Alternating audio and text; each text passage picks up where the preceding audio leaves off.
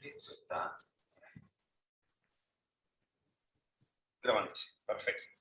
Bueno, nada, entonces vamos a empezar. Ya les presenté a todos más informalmente. Para mí es como una especie de sueño cumplido, porque Eduardo ha sido mi primer como profesor, mi primer como maestro en el tema de educación sexual, sexualidad. Lo conocí hace como 5 años. Él es médico clínico. Por avatares de la vida se dedicó al comercio, tiene una zapatería, y la zapatería era el punto de encuentro para reflexiones. Entre zapato y zapato hablábamos de Frankl, hablábamos de sexualidad, nos programaban conferencias, hacíamos lobby en algún ayuntamiento que hicimos una ley de salud reproductiva que después él implementó con clases desde el gobierno en educación sexual y demás. Bueno, eran batallas, era como muy interesante, digamos, ¿no? Cuando recién yo empecé a trabajar todo esto. Entonces, cuando hicimos la convocatoria, la verdad es que aproveché que vine a Europa y le dije, te tienes que venir. Es el micrófono, ¿no? Eso es porque hay gente que no pasa. Ya. Debería poder, pero a ver, sí. Ahí está, eso es. ¿Y lo puedes enseñar todos? Listo. ¿Dónde está? Y claro que sea yo aquí. Entonces, le digo, a ver si nos vienes a dar una charla. La gran, digamos, ventaja o algo que puede ser un poco más disruptivo de esta charla es que Eduardo no es el típico académico universitario europeo que se preocupó mucho de los unos y de lo políticamente correcto, tal, sino que, como él va a decirlo ahora mismo, le da una mirada a los libros y 2 a la vida, ¿no? Entonces, mezcla profundidad con... Ahora lo... Sí, importa. Entonces, nada, la verdad que para mí es como, les repito, un sueño. Esto es como regresar a mis orígenes en el trabajo de la educación sexual, y creo que pueden haber cosas muy, muy interesantes. Entonces, bueno, va a ser un rato de la ponencia y después preguntas. Siempre con Eduardo las preguntas son casi más sabrosas de lo que pueda decir en el primer momento. Bueno, es argentino. Sí, efectivamente, claro. O sea, soy un suburbio de Bilbao, ya sabes, ¿no? 5 hijos, ¿no es cierto? ¿Y cuántos años? 5 hijos, 19. Como buen educador sexual, mis hijos aprendieron la materia. Bueno, así que, entonces, y ya tengo, aunque parezca mentira, me anunciaron el 5º bisnieto. Así que una familia prolífica. Yo no me muevo con eso, no te preocupes porque no... Sí, total. Cualquier cosa, apreté cualquier cosa. No va.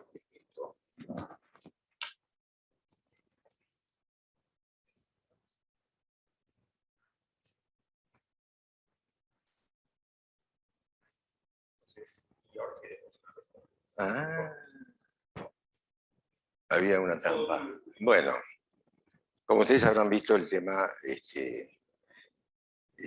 la sexología y la educación sexual como asignaturas pendientes. Y bueno, yo lo que voy a tratar de hacer es dar un enfoque general y después cualquier cosa vemos. Pero, ¿por qué digo la asignatura pendiente? Porque parece ser que siempre a la sexología y a la educación sexual le hemos pateado, ¿no? No nos daba vergüenza hablar del tema, no, uno cuando era joven o chico, todo era tabú o un mito, y cuando uno aprende algo como malo, feo, sucio, pecaminoso, no quiere saber nada, ni siquiera de reaprenderlo. Y yo me he enfrentado, yo hace 40 años que más o menos me dedico a este tema, y me he enfrentado a situaciones de que, bueno, los padres no hablan con los hijos, que quieren que le hable otro, los docentes no hablan con los alumnos, o no hablaban, como si eso fuese la educación sexual. Parece que habría que hablarle del sexo, ¿cierto? Pero vamos a ver que la educación sexual es una educación para ser persona humana. La educación sexual, todos recibimos educación sexual, mala o buena, formal o informalmente, pero todos vamos aprendiendo y cada uno aprendió a su manera. Por lo tanto, cada uno tiene un enfoque diferente. Por eso, como Einstein decía, nos vemos las cosas como son, sino como somos. Y cuando uno se quiere poner de acuerdo en estos temas, explota todo, ¿no? Hay uno que opina una cosa, otro que otra.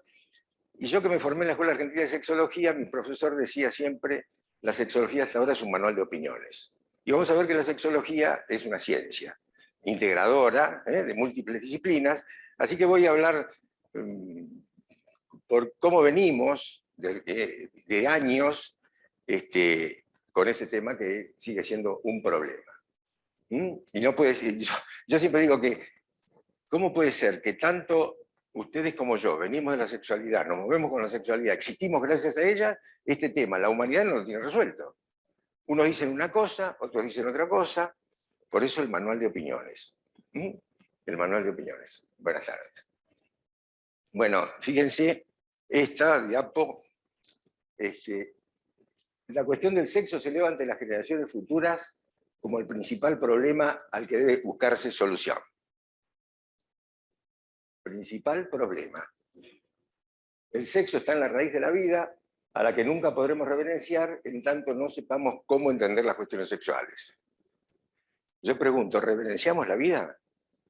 ¿O tenemos que pelear contra el aborto, tenemos que pelear contra la violencia? ¿Esto quién lo dijo? Havelock Ellis, un sexólogo, en el 1897. 1897. Estamos igual. Estamos igual. Principal problema. ¿Y por qué la sexualidad tiene que ser un problema? Einstein decía que si a él le daban una hora para resolver un problema, esa resolución del problema dependía su vida, se iba a dedicar los 55 minutos primero en formular la pregunta adecuada. Y en 5 minutos resolvió el problema. Nosotros nos hicimos la pregunta adecuada y sabemos qué es la sexualidad realmente. Son preguntas que dejo. Oh, ¿qué pasó? Bueno, el Evangelium Vitae, en el 95, ahí le hice doble clic, me parece. Y el principal problema que debe buscar solución. 1897. Saltamos, porque este problema tendría que ser simple. ¿No es cierto? Porque es connatural a nosotros mismos. Y él decía que cuando los problemas se complican, había que dar una mirada a los libros y dos a la vida. Entonces yo preparo estas presentaciones como... Mi profesor, que es sexólogo, está en Navarra ahora, en España, y nos mandó el Zoom, que lástima. Bueno, hay que buscarle, digamos así, hay que dar una mirada a los libros y dos a la vida. Entonces yo preparo un videoclip, en un collage, y voy a hacer zapping. Con la mirada a los libros, vamos a ver libros o el informe de la OMS, vamos a ver libros de psiquiatría, psicología o sexología, pero también vamos a ver qué mirada le damos a la vida, a través de las noticias, los diarios, lo que ya sabemos. Esa la tenemos. Y la segunda mirada a la vida es la que cada uno se tiene que hacer, cómo viví yo, mis primeros años, qué experiencias tuve, en fin, como para ir ordenando todo lo que de alguna manera hemos vivido. Porque realmente es un tema que nos compromete a nosotros mismos, tanto biológicamente, como psicológicamente, como emocionalmente y socialmente. Entonces es necesario educar en el valor de la vida en el Evangelium Vitae, comenzando por sus mismas raíces. Es una ilusión pensar que se puede construir una verdadera cultura de la vida humana si no se ayuda a los jóvenes a comprender y a vivir la sexualidad, el amor y toda su existencia según su verdadero significado y su íntima correlación. 95. ¿Cuántos años pasaron? 89. Casi 100. Casi 100 años después. Este es el collage, el videoclip. Entonces, junto a los dos, a un sexólogo y al Juan Pablo II, es una ilusión pensar que se puede construir una verdadera cultura de la vida humana si no sabemos cómo entender las cuestiones sexuales, el amor y demás. Bien, esto ustedes ya lo saben. Entonces, la sexología. ¿Y por qué asignatura pendiente? Esto es del libro de psiquiatría de Soler Richards. La sexología es una disciplina científica y humanística que sistematiza los conocimientos relativos a la conducta sexual humana, normal y anormal o patológica, desde una múltiple visión: biológica, psicológica, social, cultural, económica, política, histórica, antropológica y axiológica. Esto no se da en la Facultad de Medicina, por lo menos en mi país. Ahora empezaron con todas estas cuestiones políticamente correctas y todo el mundo habla de este tema de la sexualidad. Bien, entonces, social, cultural, antropológica, hay que ser multidisciplina, biológica, psicológica, histórica, política y económica. Todo junto, vamos a hacer un enfoque antropológico, tremendamente lógico. Si ustedes ven que hay ilógica, acá me dicen, y vemos. Asignatura pendiente. Por eso lo traigo para que nos demos cuenta de que no se aborda, no se hace un abordaje académico de la problemática sexual, de la sexología. Entonces, cada uno dice lo que le parece y parece que todo vale. ¿No es cierto? Bien. Lo habrán leído, el informe de los especialistas de la OMS, Instrucción de asistencia en cuestiones sexuales, formación del profesional de la salud, informe de la reunión de la OMS, recoge la opinión colectiva del grupo internacional de especialistas y no representa necesariamente el criterio ni la política de la Organización Mundial de la Salud. Y en este informe, que es del año 75, tendría que ser revisado, porque me parece que es muy interesante, pero ellos lo publican, pero dicen que la Organización Mundial de la Salud no se hace cargo de lo que dice. Vamos a ver por qué. Yo, para que ustedes se den cuenta de que instrucción y cuestiones de sexualidad humana a los médicos no se les hacía.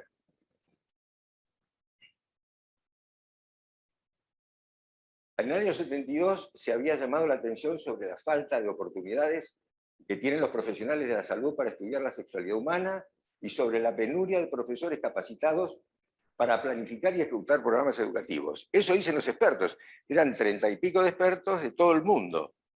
Es decir, no solamente no se les enseñaba a los profesionales de la salud, sino que a los que iban a hacer educación sexual les ponían trabas.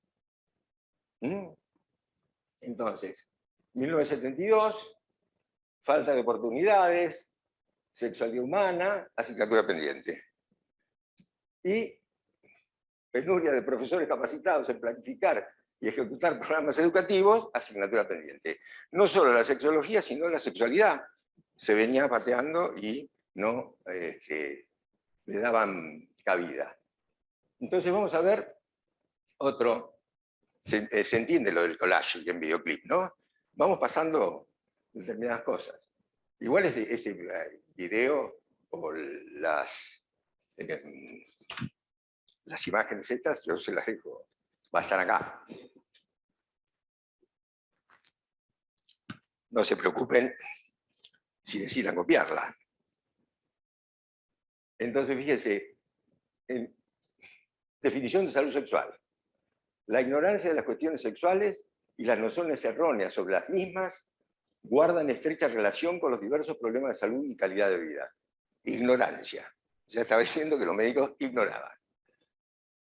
Y entonces, fíjense, sin desconocer la dificultad de llegar a una definición universalmente aceptable de la totalidad de la sexualidad humana, se presenta como un paso previo en esta dirección la siguiente definición. No hay una definición universalmente de sexualidad humana. Hoy pretendo que, de alguna manera, quede muy claro lo que quiere decir sexualidad humana.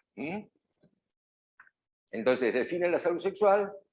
Salud sexual es la integración de los elementos somáticos, esto lo habrán leído, emocionales y sociales, por medio de que sean positivamente enriquecedores y que potencien la personalidad, la comunicación y el amor.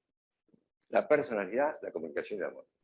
Salud sexual, integración de lo biológico, lo psicológico, lo espiritual, lo social, para que la persona pueda comunicarse y amar. Es decir, el enriquecimiento de la personalidad.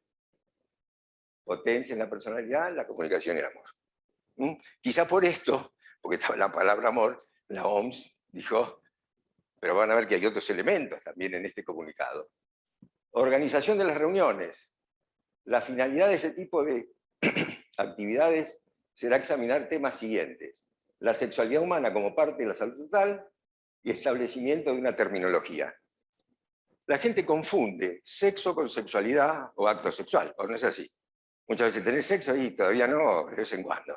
Siempre tenemos sexo.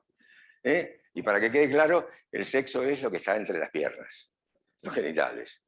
La sexualidad es lo que está entre las orejas, el cerebro. Pero ¿qué pasa en el hombre actual? Lo que está entre las piernas se montó en el cerebro, entre las orejas, y ya el hombre no piensa, sino que actúa por impulso. Como dijo Frankl, el hombre es un ser impulsado, por lo tanto no es responsable. Bien, pero fíjense esto, que lo aparto ahí, la educación sexual como medio de prevenir el abuso de alcohol, de las drogas, los crímenes sexuales, el tratamiento abusivo de los niños, el divorcio y los trastornos mentales. Lo dicen 30 y pico de expertos, que eran todos sexólogos, algunos ginecólogos, otros.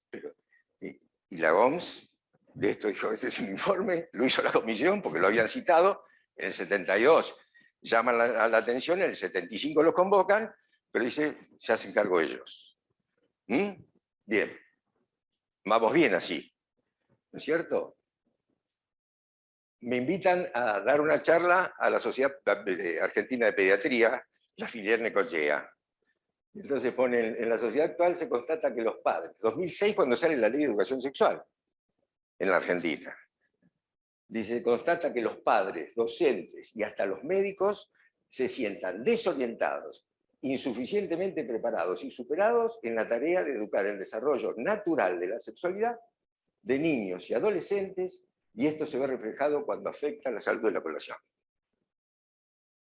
Afecta la salud de la población. El divorcio, la violencia, los trastornos mentales, el abuso de niños, la drogodependencia. ¿Qué dice López Trujillo, año 97? Es un problema serio, grave, que no se limita solamente a los problemas de derechos fundamentales de la familia, ya que se nos han revelado una serie de contornos de extrema gravedad. Lo que está en juego es algo muy grande, muy grave, muy decisivo. Lo que dice el informe de la OMS se constata en estos médicos, en la mirada de los libros y a la vida, que no tenían ni están preparados. 2006, 1897, 95 la encíclica. Algo muy grande, muy decisivo. La educación sexual como medio de prevenir el abuso de alcohol, de las drogas, los crímenes sexuales, tratamiento abusivo de los niños, el divorcio y los trastornos mentales. Yo les voy a anticipar algo, pero esto ya más o menos ustedes se van dando cuenta, de que la sexualidad es una educación para ser persona humana. Si nosotros educamos a la persona para que sea realmente humana, sus conductas sociales y sus conductas sexuales van a ser humanas. No hay una educación específica, decir, bueno, vamos a hacer educación sexual como si fuese algo aislado de lo que es la persona. Bien. Entonces, ¿qué dice el cardenal López Trujillo? Este fue presidente de la Comisión de Familia del Vaticano. No estamos frente al terreno de lo manejable, de lo secundario, de lo marginal, sino que nos hallamos frente a algo verdaderamente decisivo en el sentido histórico. Aquí se está jugando mucho del futuro de la familia, mucho del futuro y el sentido de la juventud. Aquí se está jugando lo que Juan Pablo II llamó un estilo de vida que se quiere imponer a la juventud. Y es lo que tenemos hoy, ¿o no es así? ¿Sí o no? Es así. Se ha impuesto prácticamente. Y hoy cada vez a nosotros, si en el 72 o 75 era más dificultoso hacer educación sexual en serio, ahora estamos detonados. Y con esto, la educación sexual integral, que en la Argentina es el único manual. En Chile ofrecieron 7 por lo menos. Pero la educación sexual integral, esto que es un manual de profesión. Un manual de profesión. Y bueno, acá hay un vision paper de la comunidad de de la educación sexual, de la afectividad, que lo pueden consultar. Eso ya ustedes lo saben, deben ser todos de este grupo, de lo que dice. Amores Leticia, 280, 286, año 16. Seguimos con lo mismo. El Concilio Vaticano II planteaba la necesidad de una educación positiva, prudente, educación sexual, que llegue a los niños y adolescentes conforme avanza su edad. Deberíamos preguntarnos si nuestras instituciones educativas han asumido este desafío. Es difícil pensar la educación sexual en una época en que la sexualidad tiende a banalizarse y a empobrecerse. 51 años después del Concilio Vaticano II. Asignatura pendiente. Pateamos el tema. Pero ¿quién habla de esas cosas?, dice el Papa Francisco. ¿Quién es capaz de tomarse en serio a los jóvenes? ¿Quién les ayuda a prepararse en serio para un amor grande y generoso? Se toma demasiado a la ligera la educación sexual. Hoy, a 6 años de Amoris Leticia. Pregunto si nos estamos preparando en serio, si ya orgánicamente se está haciendo la cosa como corresponde. Concilio Vaticano II, ¿qué pasó? Ahí quedó. El cardenal López Trujillo de nuevo. Si la Iglesia, si los pueblos, si los padres de familia no reaccionan para tomar en sus manos algo tan decisivo, se habrán rendido antes de dar la lucha en campos absolutamente trascendentales. Asignatura pendiente. Pero bueno, el 23 de junio, hace meses, se lanza en Roma una iniciativa de educación sexual acorde a la Iglesia Católica, esto es de Así Prensa, en el marco del encuentro de familias de Roma. Bueno, se presentó la comunidad Good Love, una iniciativa que busca acercar a padres de familia, maestros, los mejores recursos para la educación sexual acorde al magisterio de la Iglesia. La comunidad Good Love, lo deben haber leído esto, cuenta con el respaldo del Dicasterio de Laicos de la Familia del Vaticano. Además, destacó el trabajo de esta institución, se encuentra en sintonía con el capítulo 4 de Amoris Leticia, que hace alusión a la educación sexual en función y a la función de los padres. Vamos a ver esto de la función de los padres.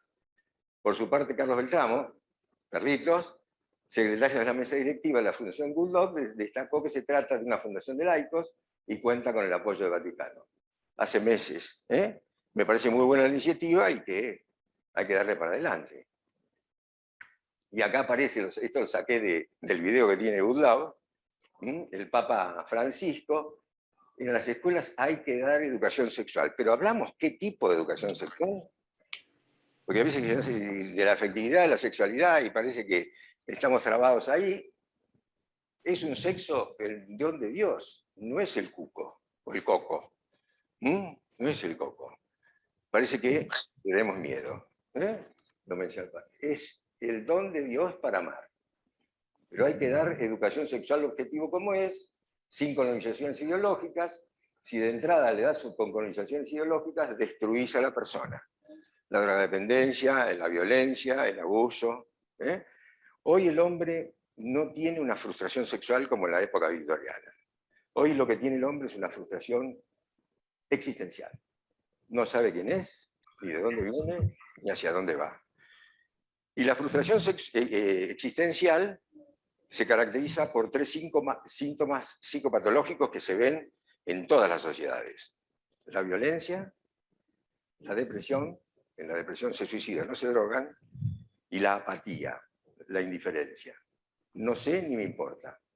No me comprometo como padre, no me comprometo como esposo, no me comprometo como miembro de la sociedad, como sacerdote, como obispo, como abogado, como médico, como Clinton, político. ¿Está? El problema está un poco más allá de lo que estamos viendo, me parece. Destruís a la persona. Con las condiciones ideológicas que están instaladas. Desintegrás a la persona. Pero en la comunidad Good Love, integrás a la persona. Esto un poco apoyando y mencionando esto, que me parece una muy buena iniciativa. ¿Qué es la sexología para mí? Además de lógica, es la ciencia de la vida al servicio del hombre y de la humanidad. Es la materia de la vida, a la que le seguimos sacando el cuerpo desde la iglesia, desde los padres, desde los docentes, desde los médicos, de todos lados. Le seguimos sacando el cuerpo. No ustedes, porque lo ponen. Pero esto es así. Entonces, como dice Albert Einstein, plantear nuevas preguntas, nuevas posibilidades, considerar los viejos problemas desde un nuevo ángulo, requiere imaginación creativa y marca un avance real de la ciencia. Yo creo que estamos mirando las cosas con un enfoque, como dice Pedro Barcia, subumbilical. Parece que lo sexual, no ustedes, pero el mundo en general, y que es lo que nos interesa también, estamos mirándolo con lo que pasa de acá para abajo, tiene que ver con la sexualidad, y de acá para arriba, y nos perdemos a la persona. Nos perdemos a la persona. Entonces, ¿por qué debemos estudiar esta materia? ¿Por qué la sexualidad sigue siendo problemática? ¿Sabemos realmente qué es la sexualidad? Comprender el concepto básico de la sexualidad constituye una exigencia para ordenar el diálogo sobre este tema. Si el punto de partida es confuso, lo que sigue contribuye a aumentar la confusión. La confusión. Y como decía un semiólogo cardiovascular, decía, es más fácil salir del error que de la confusión. Entonces, si nosotros no reconocemos que como humanidad hemos aprendido mal el tema, lo hemos aprendido a los ponchazos, o lo hemos aprendido como hemos podido, algunos antes, otros después, unos con mejores experiencias, otros con malas experiencias, y bueno, si no reconocemos eso, no podemos plantearnos realmente encauzar este tema. Y seguimos teniendo nuestras opiniones, obviamente, y las opiniones de los otros, y hay millones de opiniones. Entonces, esto es de la sinopsis de psiquiatría de Harold Kaplan. La sexualidad y la personalidad todas están tan íntimamente ligadas que es prácticamente imposible hablar de sexualidad como una entidad independiente. Por lo tanto, el desarrollo y funcionamiento de la personalidad está directamente relacionado al de la sexualidad como una sola unidad. Sexualidad y personalidad son una sola unidad. Y como la personalidad es un proceso dinámico de formación o de integración de la persona o desintegración de la persona, nosotros vamos a ver tantas conductas sexuales como tantas personas habitan sobre el planeta, y vamos a ver personas que fueron heterosexuales, después se hacen homo, se hacen bi, o se hacen trans, o se hacen cualquier cosa. Obispos, o digo obispos por decir obispo, pero un sacerdote que estaba con una vocación desde chico a ser sacerdote, y por ahí vemos con un escándalo que se fue con la feligresa de su parroquia. Es decir, la sexualidad como tal es una abstracción de lo que somos cada uno como personas, y se manifiesta a través de todo nuestro ser, nuestros actos, nuestra vestimenta, nuestra forma de expresarnos, de relacionarnos con nosotros. Por esto esta definición que dieron esta comisión de expertos que convocó la OMS, me parece que es acertada, porque es la integración de todos los aspectos de la persona que aprenda a comunicarse en términos de igualdad con el otro, no de uso con el otro, ni de abuso, sino que aprenda a comunicarse y amar en todas las órdenes de la vida, con cualquiera que sea. Pero parece ser que solamente está relacionado con el acto sexual, la reproducción, evitar las consecuencias, tanto de las enfermedades de transmisión sexual y las enfermedades o el embarazo adolescente o el aborto y demás. Entonces ustedes fíjense que teniendo ese enfoque que es muy acotado, que es recortado, desnaturalizado, eso es frustrante. Pero es frustrante no solamente para la persona que practica ese tipo de actividad descontrolada, digamos así, sino que es frustrante para cuando se implementan los medios de protección o los medios para erradicar las enfermedades de transmisión sexual, y lo único que hacemos es sumar todos los años el desastre. Hoy aumentaron tanto la sífilis, está fuera de control la sífilis, ¿o no? Acá en Europa, en la Argentina, ya tenemos ahora casos de sífilis prenatal, pero en cantidad. Entonces, ¿estamos haciendo bien las cosas como humanidad? Estoy diciendo. Entonces, personalidad y sexualidad son una sola unidad. No puede hablarse de la sexualidad independientemente del desarrollo de la personalidad. Y la personalidad tiene que ver con la identidad. Identidad es saber quién es uno, de dónde viene y hacia dónde va. Y eso se consolida en la etapa adolescente. Y si no se consolida en la etapa adolescente, tenemos los adultescentes, como los llamamos en Argentina. Personas adultas que tienen 30, 40, 50 años y siguen pensando como adolescentes. a mí no me va a pasar, la atracción de riesgo, no tienen problema. O tienen muchos problemas y nos traen problemas. Jorge Saurí, en un librito que se llama Persona y Personalización, dice que la sexualidad como tal es una abstracción de lo que es la persona humana. Un psicólogo argentino. Y me parece que acá tenemos que, de alguna manera, darnos cuenta que tenemos que tratar de educar para que la persona llegue a ser lo que debe ser. Torgman, también en el libro de psiquiatría de Suárez Richards, sexualidad es lo que nosotros somos, la expresión única de nuestra relación con nosotros mismos y con los demás. Y el problema que tenemos es que el objeto de estudio, que es la sexualidad humana, es el mismo sujeto que la estudia. Entonces estamos estudiando a nosotros mismos. Entonces cada uno ve las cosas diferentes, si no se pone a leer bastante y las personas opinan lo que son. La sexualidad somos, nos movemos y existimos. Bueno, este encuentro tiene como único propósito hacer pensar. Y no creer que somos, venimos de un repollo. Porque si no, y no creer que la sexualidad tiene un enfoque pura y exclusivamente subumbilical, el acto y la reproducción. Porque si no vamos a quedar así. Porque así como decía Einstein, que no hicimos la pregunta correcta para resolver el problema, y del problema dependía, de la resolución del problema depende la existencia de Einstein, también depende la existencia de la especie.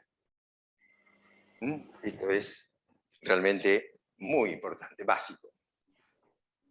Entonces, voy a hacer ahora el estudio, quedan, no, pocos, está bien, está bien. Conceptos básicos de sexualidad. Sexo, identidad sexual, identidad genérica, rol sexual, orientación sexual y conductas sexuales. Para algunos esto es todo igual, ¿no es cierto?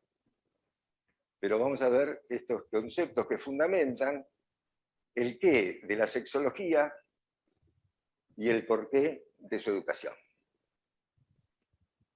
El ABC. Creo que esto es importante que lo conozcamos. ¿Vamos bien así o...? ¿Sí? ¿Les parece? Bueno, está bien. Entonces, esto es del Harold Kaplan, también en la sinopsis de psiquiatría, factores biopsicosociosexuales, sistema sexual. La sexualidad depende de 4 factores psicosexuales interrelacionados. La identidad sexual, ya lo saben, es lo biológico. Lo que tenemos entre las piernas. El sexo es lo biológico. Identidad sexual es lo que nos determina como varones o mujeres. La identidad genérica es la percepción que la persona tiene acerca de lo que él es. Y ustedes fíjense, la palabra identidad, cómo viene de la raíz latina de idea. ¿Saben lo que quiere decir idea? Eidon, yo vi. Es el primer acto elemental de todo conocimiento. La identidad es que la persona es idéntica a su entidad, pero la entidad está antes que la identidad. La entidad de la persona es masculina o femenina, pero él tiene que tomar la idea. ¿Cómo se representa la idea cuando es un dibujito? Con una bombita de luz. ¿Vieron? Lo vi, no tiene idea. ¿Qué pasa? Es el primer acto elemental de todo conocimiento. ¿Vieron cuando una persona dice no tiene ni idea? Bueno, no tiene ni idea. No ve absolutamente nada.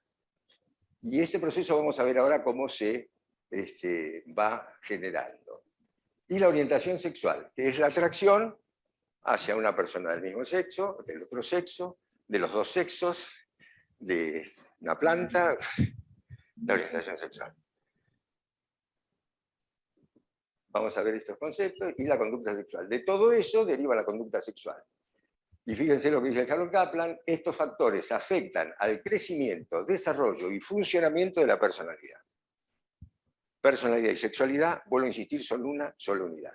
Es única, irrepetible, y por eso depende de la época histórica, de la moda, de vaya a saber qué, pero si una persona sabe quién es, sabe lo que quiere y sabe que tiene un proyecto de vida, tiene un ideal para alcanzar y realmente ordena su vida. Entonces voy a mostrar este esquemita de los factores psicosociosexuales. La parte biológica, es un varón, tiene pene, un varón. Tiene pene, no otra cosa, no chisito, no ñoqui, no nada, pene. El nombre de los genitales es importante que los chicos lo sepan, y de entrada, porque si no confunde. Entonces lo biológico nos da la identidad sexual, y eso se debe a un proceso de maduración intrauterina y extrauterina, y está dado por las hormonas. Esto depende del útero y la matriz. El útero está enfermo, ¿qué pasa? No recibe el bebé o no se puede desarrollar. Útero o matriz, ahí se forma, y depende de las hormonas. Esto lo hace la naturaleza, no tenemos que intervenir demasiado, tranquilos. Bien. Después tenemos la identidad genérica. ¿A qué edad el chico empieza a percibir que es varón o mujer?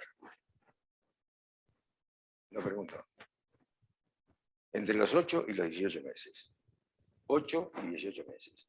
Porque él tiene que construir todo su lóbulo prefrontal, captar a través de los cuidados maternos, todo lo que, el amor que recibe, por eso el amor es el principio, el fundamento y el fin de toda educación, pero también de la educación sexual.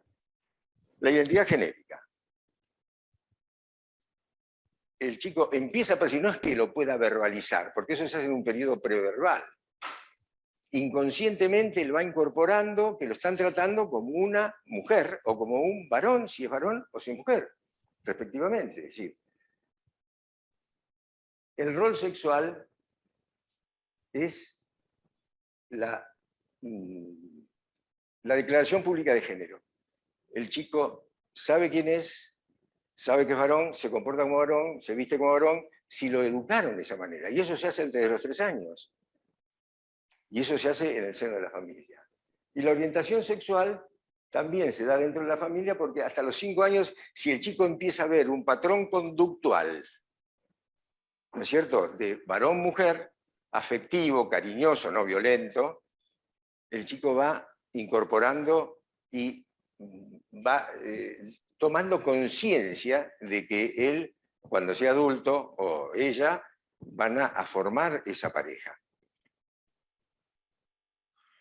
No quiere decir que ya el chico esté sellado. Estos son como los pilares de este edificio. Los pilares de este edificio no los vemos, pero son los que sostienen la estructura. Y bueno, la estructura de la personalidad se va a fundar de los primeros pilares que ponen la familia, los padres. Entonces, la identidad genérica se tiene que no solamente mantener, sino que afirmar en cada etapa del desarrollo vulnerable del niño. Se tiene que en la niñez, en la pubertad, en la adolescencia y mantenerse en la adultez.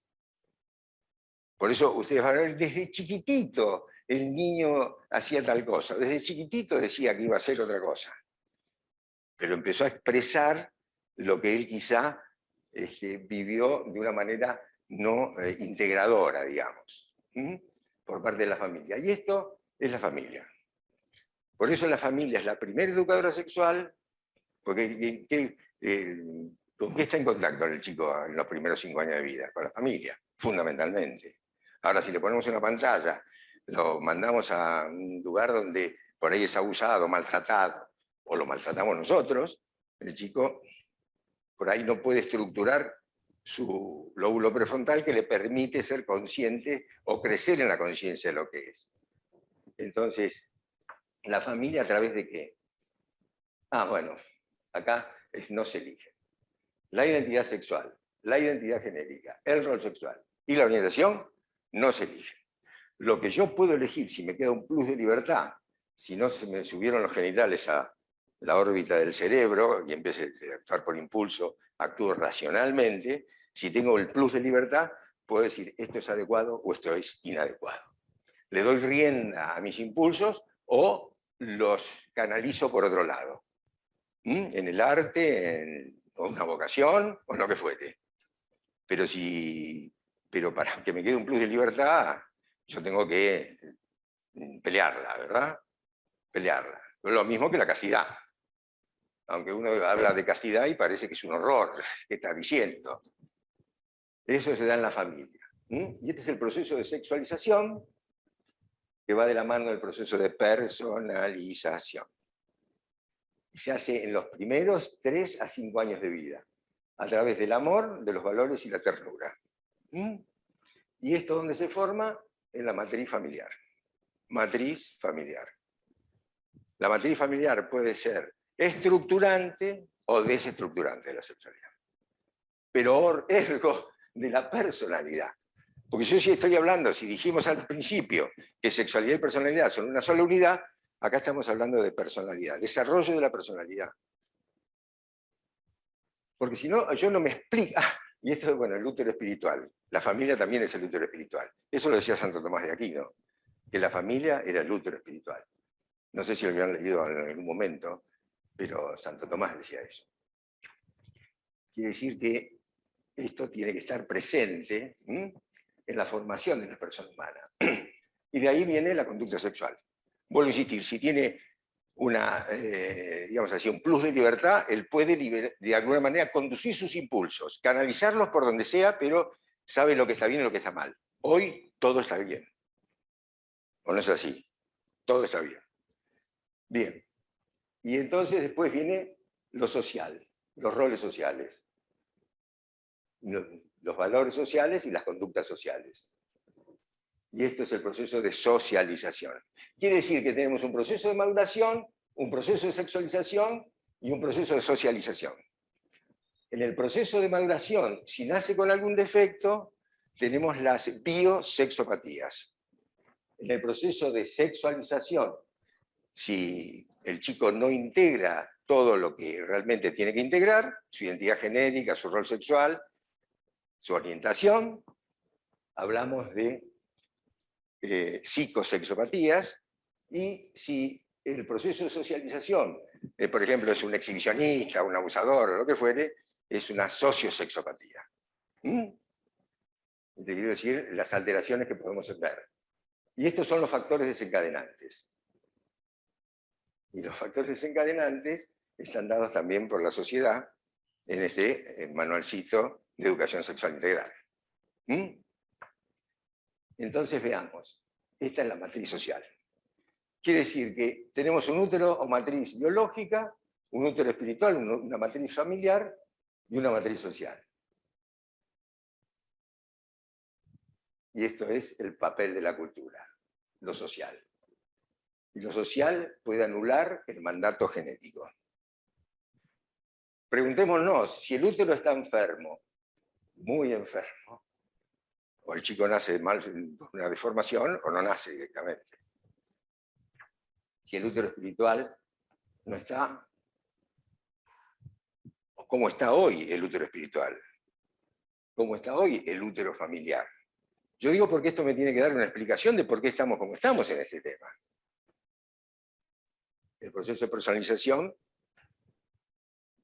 desaparece. ¿Y cómo está la matriz social? ¿Favorece el desarrollo de los niños, de los adolescentes, de los jóvenes? ¿O estamos en una cultura, en vez de la creación, de la diversión? Entonces, este proceso de socialización también se achica.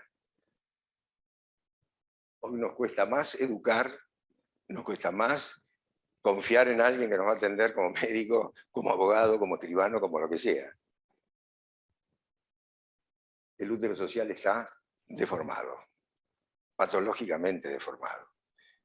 Y como es una matriz, la matriz viene como molde, nos va conformando a imagen y semejanza de lo que vemos hoy en nuestra cultura.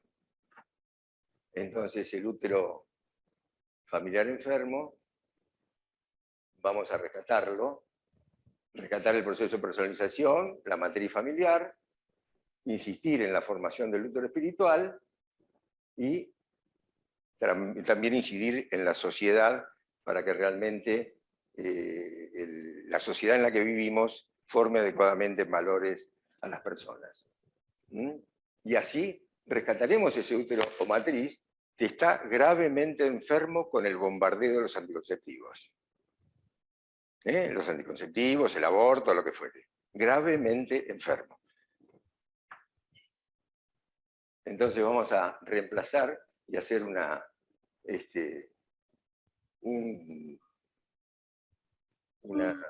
conversión de todo esto y tratar de que la Fundación Gurdjieff, formando familias, haga que esa identidad sexual originaria, que nos determina biológicamente, llegue a su cumplimiento con roles sociales adecuados, valores en la sociedad y conductas sociales. Bien. Entonces, la tarea del adolescente. Esto es de Mus en un librito que se llama Teorías de la Adolescencia. Únicamente el logro de identidad permitirá la intimidad en el amor sexual y afectivo que se requiere para entregarse, sin el temor de perder la identidad del yo en la etapa evolutiva siguiente. Si una persona no tiene identidad, no sabe quién es, no sabe lo que quiere, ni sé dónde viene, ni hacia dónde va, no puede comprometerse con un vínculo estable de compromiso en el amor. Como tampoco puede comprometerse como un sacerdote, como un abogado, como un presidente, como nada. Entonces lo que estamos asistiendo hoy, me parece, a mí no soy el dueño de la verdad, pero es un proceso de despersonalización. Julián Marías escribió un artículo que se llama El riesgo más grave, la despersonalización. Y la despersonalización es deshumanización. Y la deshumanización es una frustración existencial. Nació para ser el ser que debió ser y se frustró existencialmente. Entonces, el síntoma psicopatológico, que lo vemos hoy reflejado en todas las actividades, la violencia, la depresión, la apatía, está de moda. El Papa Francisco dijo la globalización de la indiferencia. Bueno, entonces personalidad y sexualidad, vamos terminando, identidad, y la identidad hace la base de la intimidad. Si ustedes conocen el desarrollo de la personalidad, del ciclo vital de Erik Erikson, cuando habla de la confianza, la autonomía, la iniciativa, la laboriosidad, la identidad, que son los 5 pasos previos a la identidad, a la intimidad, digo. Si no hay identidad, no se cumple la generatividad, que es, de alguna manera, no solamente dedicarse al crecimiento de los niños propios, sino de los, como lo hacen ustedes como docentes, sino, o de un sacerdote que se dedique a promocionar las generaciones futuras, no hay generatividad. Y hoy las personas no se casan. Si se casan, no quieren tener hijos. Y si tienen hijos, no los educan o no asumen el compromiso de formarlos.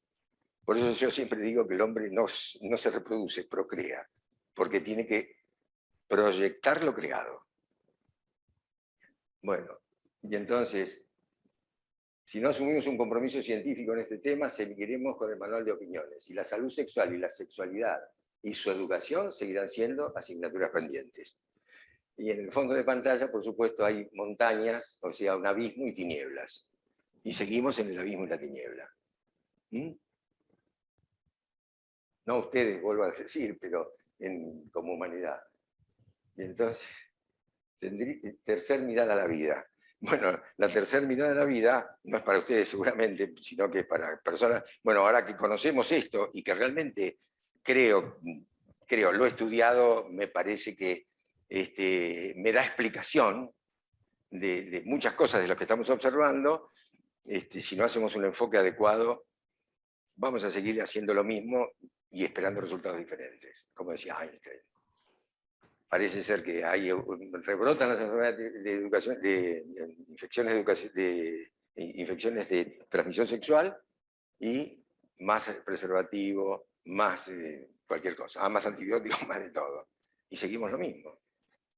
Es decir, un ciclo vicioso. ¿Qué vas a hacer después de conocer? Le dice la mamá al nene que acaba de nacer. Bueno, yo dejo esto acá. Si quieren hacer alguna pregunta,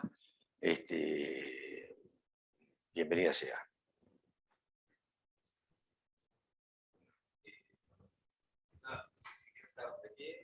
O bueno, también se pueden hacer preguntas allá. Yo voy a lanzar la primera pregunta porque estuvimos conversando con Eduardo antes de esto.